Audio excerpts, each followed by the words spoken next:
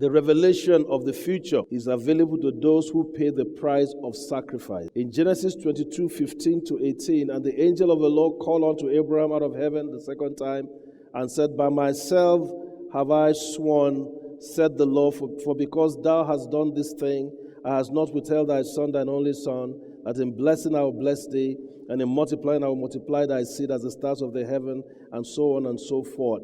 And then Jesus, speaking in John chapter 8, from verse 56-58, said, Your father rejoiced to see my day, and he saw it, and was glad.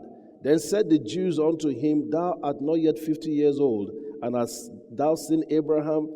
Jesus said unto them, Verily I say unto you, before Abraham was, I am. When did that happen? I believe in Genesis 22, when he paid the price of sacrifice and he put Isaac on the altar. There are things in the heart of God.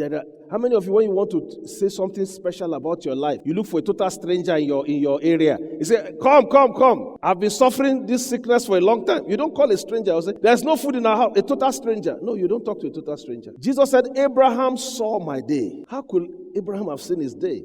I believe when he put Isaac on that altar, God said, I'm going to put my own son on the altar. And through you shall all the nations of the earth be blessed. Are you hearing what I'm saying? There are things about your future that only God knows, because He's the one that wrote the book of your future. Don't let life and all the ugly things you've experienced tell you that you are finished. You are never finished with God. I say you are never finished with God.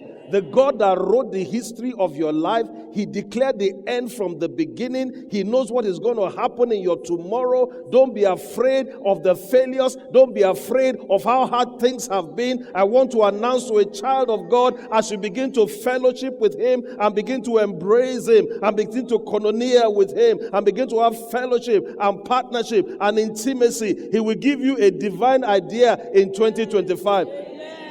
Oh, you are not hearing me. He's going to lead you in 2025 to the green pastures. You will walk in the green pastures. The money you need will find you. The connection you need will find you. The destiny helper you need will find you. Because the God of heaven who wrote your book is not a God of failure. People may think it's over for you, but I want to announce to you, when they say it's over, we are just beginning. We are going from glory to glory. Your best days, child of God, woman of God, your best days are not behind you. Your best days are in front of you. For He said, I know the plans I have towards you, plan for good and not for evil, to give you a future and an expected end. Your tomorrow will be better than your yesterday. I said your tomorrow will be better than your yesterday. Do I have a belief?